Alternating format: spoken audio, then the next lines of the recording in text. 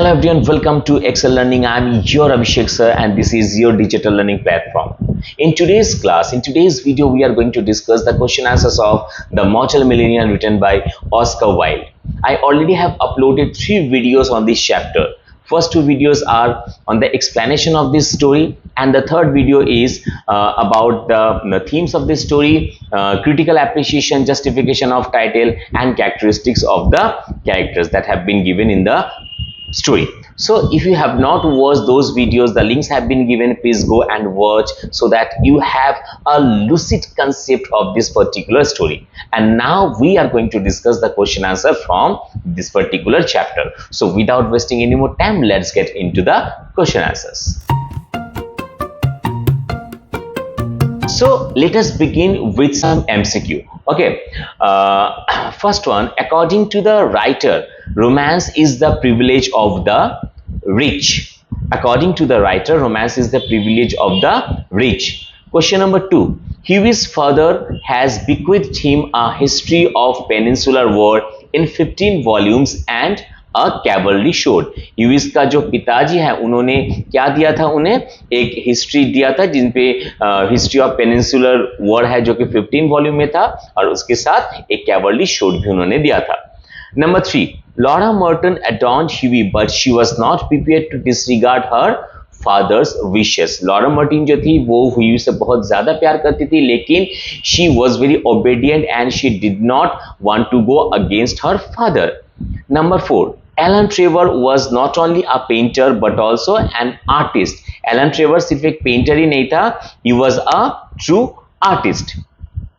Now question number 5, the beggar in Trevor's studio had in one hand a stick and dash in the other hand. यानी कि Huey जब गया था आपके Elon Trevor की studio में तब उन्होंने देखा था कि वहां पे एक मॉडल है, तो उस मॉडल के एक हाथ में स्टिक था और एक हाथ में क्या था, अ battered hat.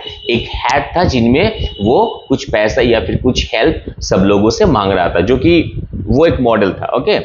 Number 6, Trevor says such beggars are not to be met every day. Trevor ने ये कहा था कि इस तरह का बेगर, ऐसा भिखारी सा हर रोज भेंट नहीं होता है. In which tone is this sentence spoken.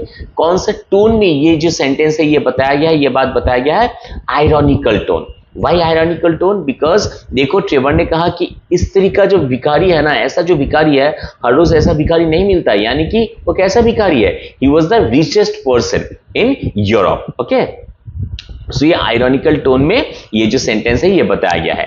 Number 7, don't run away Hughie he said as he went out. Where had he gone. He मतलब यहाँ पे एलन ट्रेवर, वो कहाँ गया था, ह्यूई को ये बता के कि तुम मत जाना, to see the frame maker. एक फ्रेम मेकर उस टाइम आया था, सो उस फ्रेम मेकर से भेंट करने के लिए एलन ट्रेवर जो है वहां पे गया था.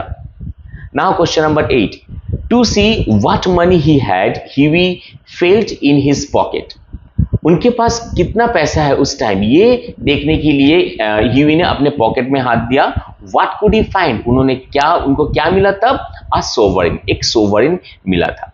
Question number 9, according to Trevor an artist's heart is in his head. वहां पे एन होगा, ठीक है, वो एम हो गया है गलती से, वहां पे एन होगा.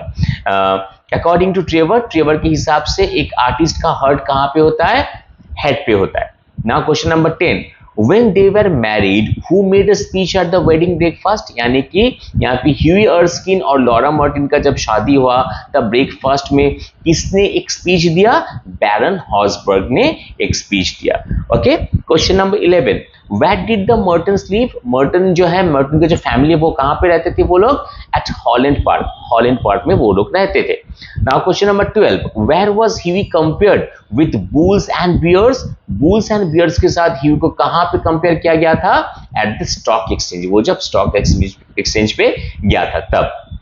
तो ये रहा कुछ एमसीक्यू आप लोगों के लिए. नाउ नेक्स्ट मैंने कुछ लॉन्ग आंसर टाइप क्वेश्चंस मैंने रेडी किया है, क्योंकि देखो आप लोगों का वर्कबुक में जो क्वेश्चंस है, the questions are very easy but we should practice this kind of answers, this kind of questions also, long answer type question. Okay, कि आप इस तरह का जब क्वेश्चन आपको दिया जाएगा तो आप लोग कैसे आंसर करोगे. तो देखो first one is Huey Erskine is a struggler. Justify the statement. तो ह्यू अर्स्किन एक स्ट्रगलर है, इस सेंटेंस को आप लोग जस्टिफाई करो। Model millionaire by Oscar Wilde, यानी कि ऑस्कर वाइल्ड का लिखा हुआ ये जो स्टोरी है model Millionaire, actually represents the fact, actually ये फैक्ट रिप्रेजेंट करता है दैट कि human appearance can be deceptive, कि ह्यूमन अपीयरेंस यानी कि हम लोगों को जो दिखता है वो असल में नहीं होता है।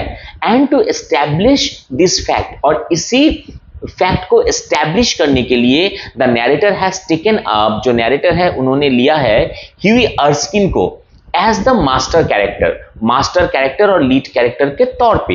हु इज, जो कि है वंडरफुली गुड लुकिंग, बहुत ही गुड लुकिंग है, विथ ब्राउन क्रिस्प हेयर, उनका क्रिस्प ब्राउन हेयर भी है, ग्रे आईज, आंख उनका जो है आईज ग्रे है, and a clear cut profile, और उनका प्रोफाइल जो है वो भी क्लियर कट है। Now paragraph change.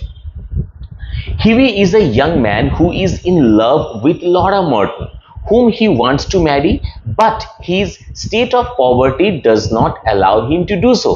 Huey Erskine जो है वो एक यंग मैन है जो लॉरा से बहुत ज्यादा प्यार करता है, और वो चाहता है लॉरा मर्टन से और वो चाहता है लॉरा मर्टन से शादी भी करना, लेकिन उनका जो स्टेट ऑफ पॉवर्टी है, यानी कि उनका जो पुअरनेस है, वो जो गरीब है, उनका जो सोर्स ऑफ इनकम नहीं है, ये उनको अलाउ नहीं करता है कि वो लॉरा मर्टन से शादी करे। एंड मेक्स हिम सैड, और उनका ये जो स्टेट ऑफ पॉवर्टी है ये उनको बहुत दुख पहुंचाता है, बहुत सैड करता है। To repair his ill luck, लेकिन वो लॉरा मर्टन से शादी भी करना चाहता है, तो अपने भाग्य को ठीक करने के लिए he had tried almost everything, उन्होंने ऑलमोस्ट सब कुछ ट्राई किया है।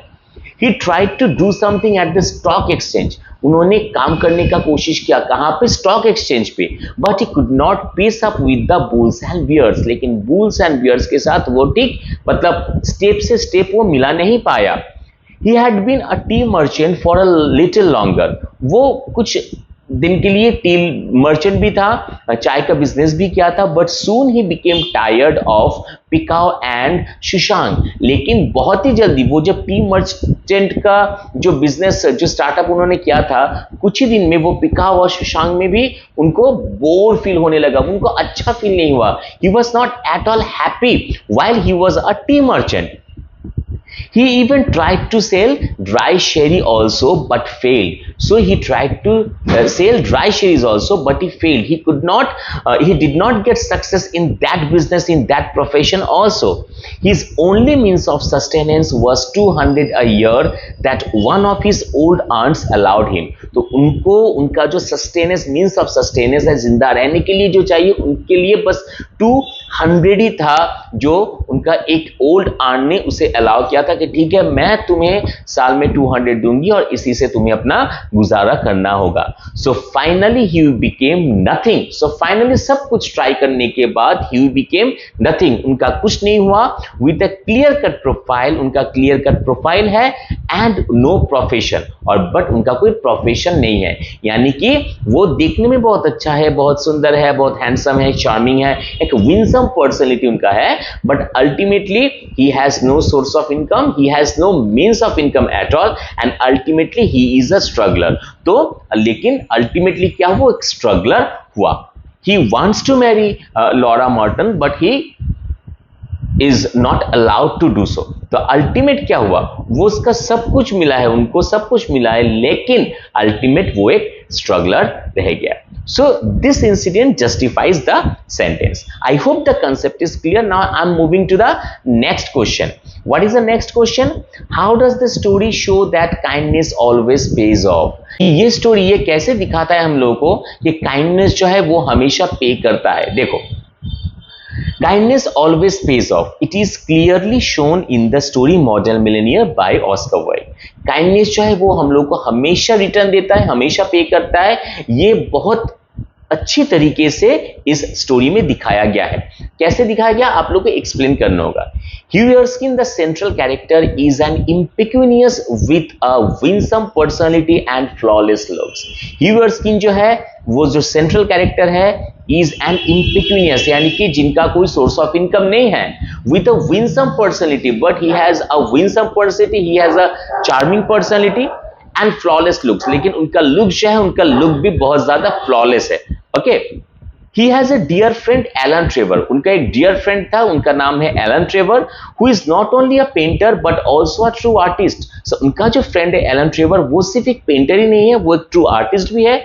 One day Huey dropped in to see Alan when he was on his way to Holland Park, where the Mertens live. तो एक बार वो हॉलैंड पार्क में जा रहा था जहां पे मर्टन्स फैमिली रहता है, तो वहां पे उनको जाते जाते उनको याद है क्यों नहीं एक बार एलन ट्रेवर से मीट किया जाए, तो वो एलन ट्रेवर के स्टूडियो में चला गया।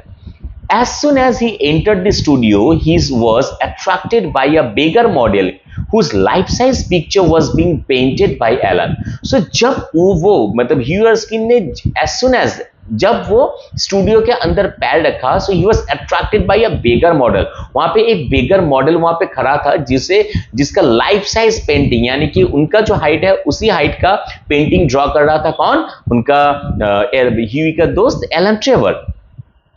The model was looking truly a beggar in tattered clothes, यानी कि वो टैटर्ड फटा हुआ कपड़े में था वो बेगर, और उसे देख के सही में उसे लग रहा था कि वो सच्ची में वो रियल लाइफ में भी एक बेगर है। And a hat in one hand, उसके एक हाथ में एक हैट था,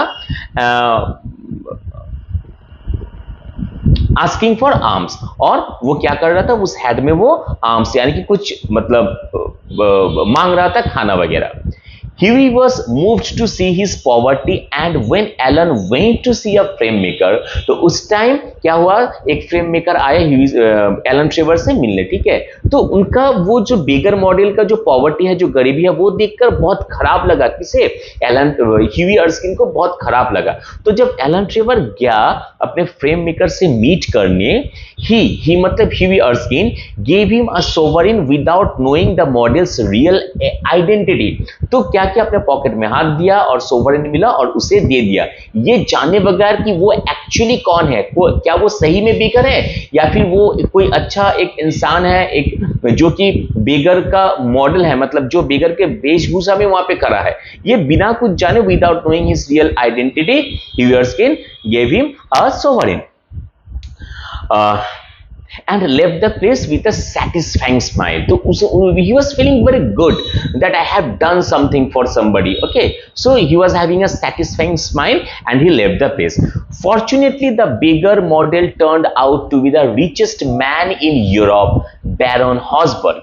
तो फॉर्चुनेटली क्या हुआ, वो जो मॉडल बेगर जो था वो ही turned out to be the richest man of Europe, Europe का सबसे अमीर इंसान वो निकला, जिसका नाम था Baron Hausberg, who could buy all London without overdrawing his account, जो अपने अकाउंट से ओवरड्राफ्ट बिना किए हुए पूरा लंदन को नेक्स्ट डे खरीद सकता है, इतना इतना इतना ज्यादा रिच और अमीर था वो। Baron Hosburg was impressed with the kindness and simplicity of Huey Erskine। लेकिन वो देख के बैरन हॉसबर्ग बहुत इंप्रेस रहा, he was spellbound कि एक इंसान मुझे वो हेल्प कर रहा है। तो ह्यूई अर्स्किन का जो सिंप्लिसिटी है, उनका जो काइंड हार्ट है, वो देख के बैरन हॉसबर्ग बहुत इंप्रेस हुआ and sent a wedding present to Huey Erskine and Laura Merton। और एक वेडिंग प्रेजेंट भेज दिया उन्होंने, किसको? ह्यूई अर्स्किन को, with a cheque of 10,000 pound, और 10,000 पाउंड का एक चेक भी उसमें था, क्योंकि याद करो स्टोरी में था कि मर्टन का, लॉरा मर्टन का जो पिताजी है वो राजी नहीं थे उन लोगों के शादी में, because Hughie Erskine does not have any source of income. That is the reason he used to say you first go and earn money, then you come to me and then I will think about your engagement. So 10,000 pound का एक cheque भी भेज दिया। Even Baron made a speech at wedding breakfast, और सिर्फ इतना ही नहीं, बैरन हॉसबर्ग ने वेडिंग ब्रेकफास्ट के दिन एक स्पीच भी उन्होंने डिलीवर किया। दस poor Huey got his love and happiness and thus it is proved that kindness always pays off। तो इसी तरीके से ह्यूई अर्स्किन जो है, उन्हें उनका प्यार मिला, हैप्पीनेस मिला, और ये इंसिडेंट ये प्रूव भी करता है कि काइंडनेस जो है वो हमेशा गिवर के पास रिटर्न आता है। So this is how you should construct the answer। I hope the concept is quite clear। See, I have not given the question answers from your workbook because the questions are very easy। So, and you know that I always want to give you something extra, something different। So मैंने सोचा क्यों ना कुछ इस तरीका का, इस type का कुछ क्वेश्चन आंसर किया जाए। ओके, सो आई होप आप लोगों को अच्छा लगा video. So please like the video and share with your friends, and if you have not subscribe to this channel, please subscribe and press the bell icon so that you never miss a single update, and this is a kind support to me from your end। तो आज के लिए बस इतना ही, मिलते हैं next video में नेक्स्ट चैप्टर के साथ। तब तक के लिए tata bye bye, see you and जय हिंद।